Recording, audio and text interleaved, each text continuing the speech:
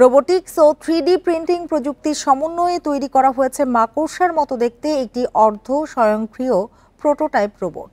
Charlotte নামক এই রোবটটি পৃথিবীর নির্মাণ শিল্পে বিপ্লব আনতে পারে বলে জানিয়েছেন এর উদ্ভাবকেরা।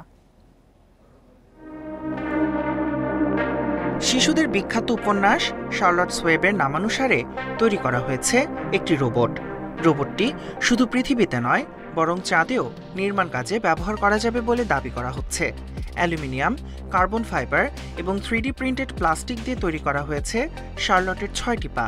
এই পাগুলো 5.5 মিটারেরও বেশি প্রসারিত হতে পারে। শার্লটের মাধ্যমে আমি কারো কাজ কেড়ে নিতে চাই না। প্রচলিত নির্মাণ পদ্ধতির ব্যবহারের ফলে অনেক কার্বন নিঃসরণ হয়, যা ব্যয়বহুলও বটে। অতিমাত্রায় প্রক্রিয়াজাত নির্মাণ সামগ্রীর বিকল্প হিসাবে কাজ করবে শার্লট।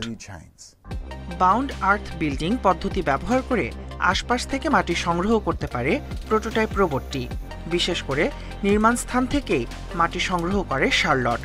এক্সট্রুডার ব্যবহার করে সংগৃহীত মাটিগুলো চেপে একটি বিশেষ আবরণে রাখে।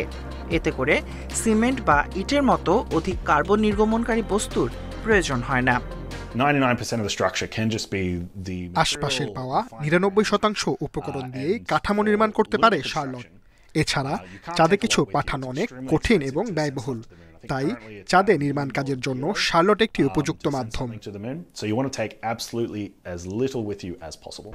একজন রাজমিস্ত্রি যেমন ইট বসান, তেমনি একটি স্তরের ওপর আরেকটি স্তর প্রিন্ট করতে পারে এই রোবট।